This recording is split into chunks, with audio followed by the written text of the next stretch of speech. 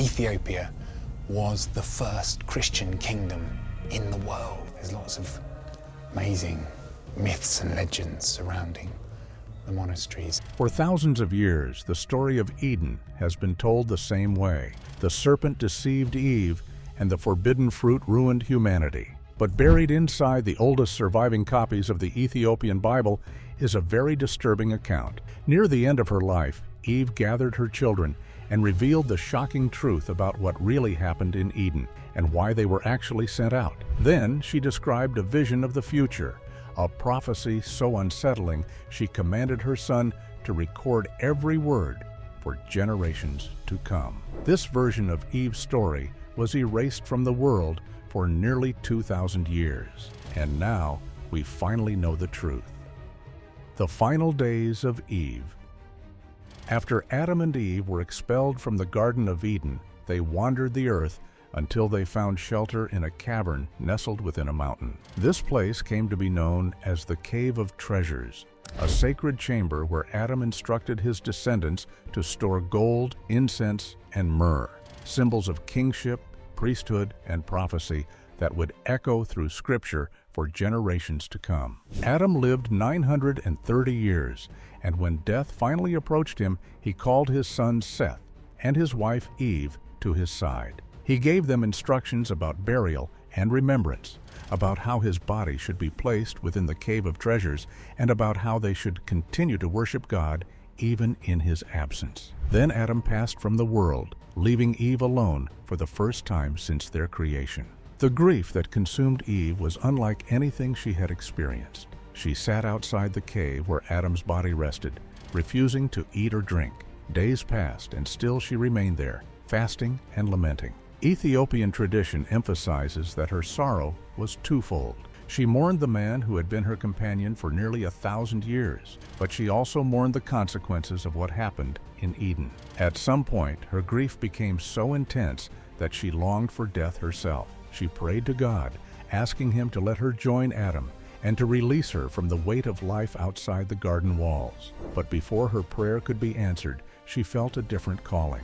She needed to finally tell someone what really happened in Eden, to preserve the truth before she followed Adam into the earth. She called Seth to her side. Of all her children, Seth had been chosen to carry forward the line of promise. He was the one Adam had blessed, the one who would lead the family after they were gone. And to him, Eve would entrust the memories she had carried for nearly 1,000 years. Eve began to speak, and what she revealed would paint a picture of Eden that most modern readers have actually never encountered. Eve described the garden as filled with divine light, a radiance brighter than the sun that never dimmed or flickered. There was no night in Eden, no darkness or shadow. The air itself was pure and fragrant and life-giving.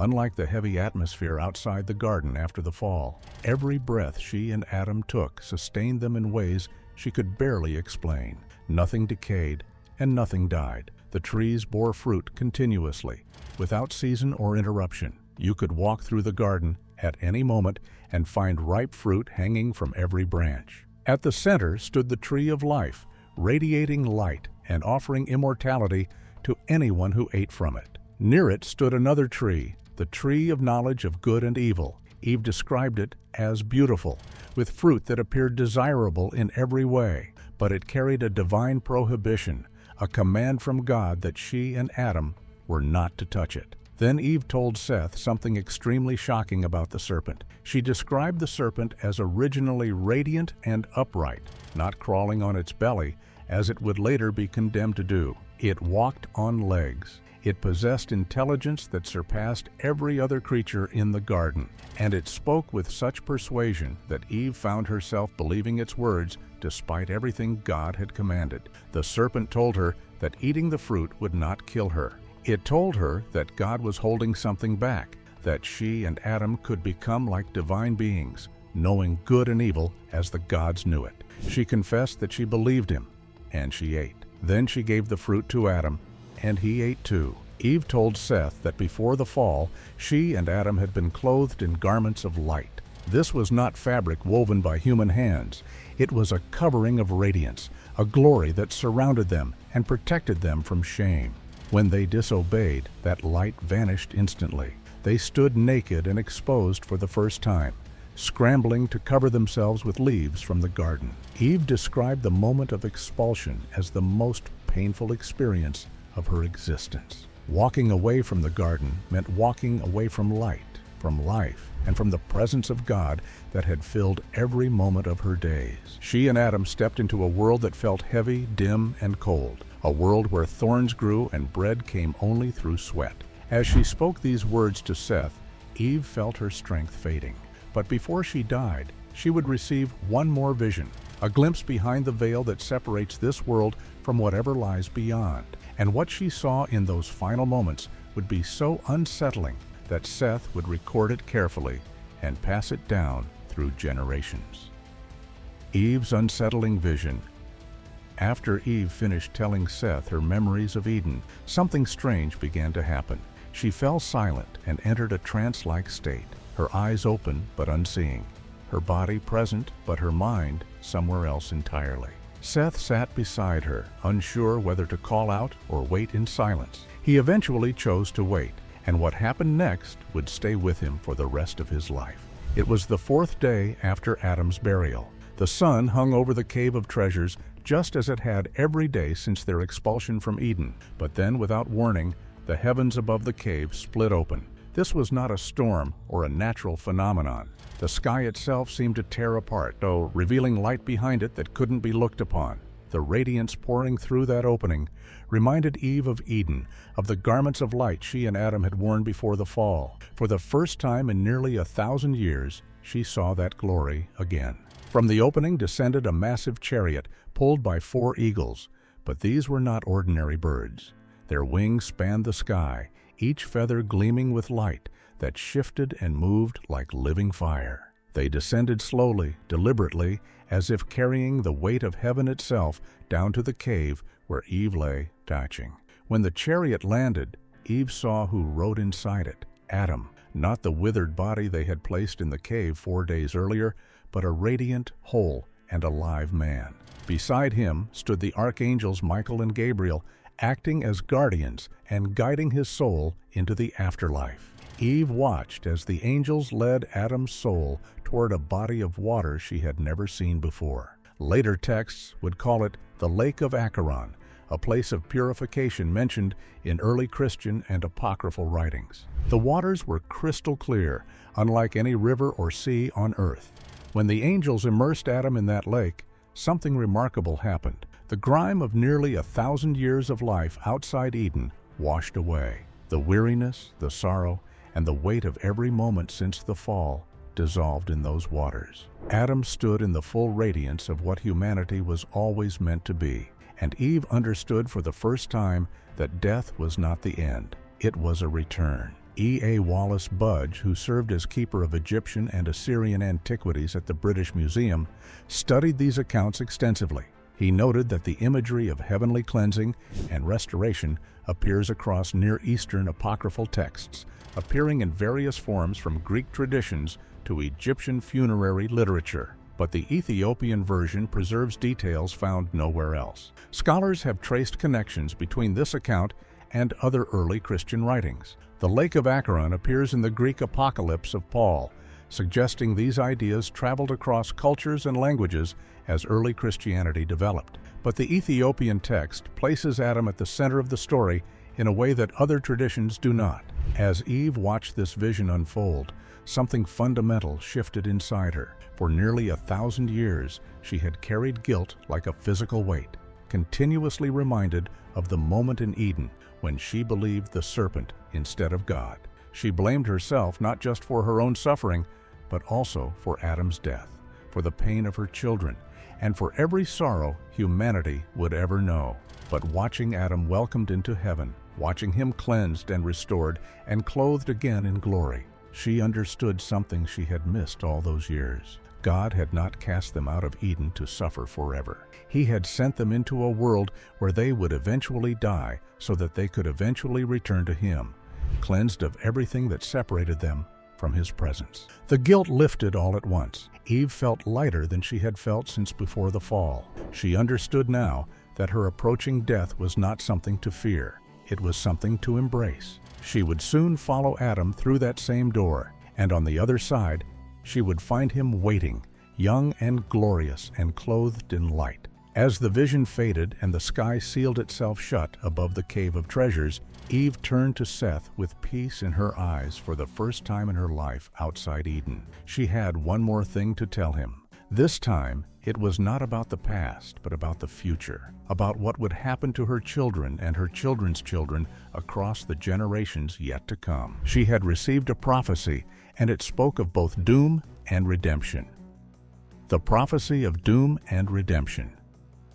On the 5th day after Adam's burial, Eve called her descendants to gather before the cave of treasures. Word spread quickly through the valleys and mountains, across the settlements where her children, grandchildren, and great-grandchildren had spread across the land. They came by foot and by donkey, families traveling from distant regions, until a vast assembly stood before the cave where Adam's body rested, and where Eve now waited to speak. She was nearly 1,000 years old. Her body bore the weight of every hardship endured outside Eden. But when she stood before that gathering, something in her presence commanded attention. She appeared strong, as if the vision she had witnessed the day before had restored something essential within her. Soon the crowd fell silent, waiting for whatever words would come from the first mother of humanity.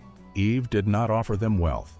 She did not distribute land or possessions or divide Adam's remaining belongings. Instead, she offered them prophecy, a window into what would happen to their descendants across the generations yet to come. And her first words struck fear into every heart listening.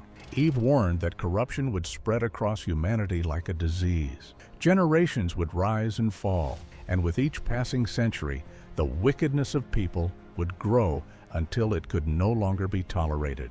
God would look upon the earth and see violence and cruelty and every imaginable evil, and he would act. A flood would come, she told them, a deluge so vast that it would cover the mountains and sweep away everything that breathed. The world they knew would drown beneath waters sent to cleanse what human sin had polluted. She told them that not everyone would perish. God would preserve a remnant, a righteous man and his family, who would carry forward the bloodline through the flood. This man would build a vessel of salvation that would ride above the waters while the rest of the world sank beneath them. And from his family, humanity would begin again. But the flood was not the end of judgment, only the beginning. Eve spoke of a second catastrophe, this time not by water, but by fire. At the end of days, she prophesied, the world would face a final reckoning. Fire would consume everything that stood, testing and refining whatever remained. She explained that this was not mere destruction, but purification. The fire would burn away corruption in a way that water could not, leaving only what was worthy to endure. But she assured them that humanity would survive both catastrophes. Her bloodline, the line of Seth, would endure through flood and through fire. God would preserve a remnant each time, not because they deserved it, but because he had not given up on the people he created. But Eve was not finished. Her next words carried a promise that would echo through every generation listening.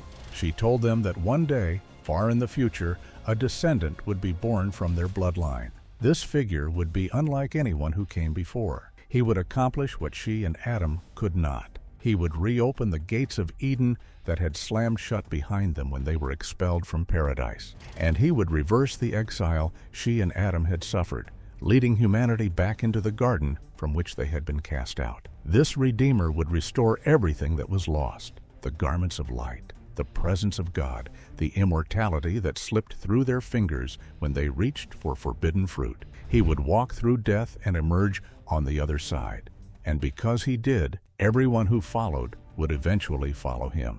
When she finished speaking, the assembly remained motionless. They had come expecting final words from an aging woman, but what they received instead was a prophecy that would outlast every stone they ever carved and every city they ever built. But Eve's own story was not yet complete. She had spoken of the future. Now she would step into it herself. Before another sunrise painted the sky above the cave of treasures, Eve would follow Adam through the door of death. And what happened in those final moments would raise questions that still echo through Ethiopian tradition today. the marriage of the grave. After delivering her final prophecy, Eve's strength began to fade. The vision that had sustained her could not keep death at bay forever. She called Seth to her side one last time and made two final requests. She asked for forgiveness, not from her son, but from God. A prayer whispered as her voice grew faint, and she asked to be buried beside Adam in the cave of treasures, reunited with the man who had been her companion since the first day of creation.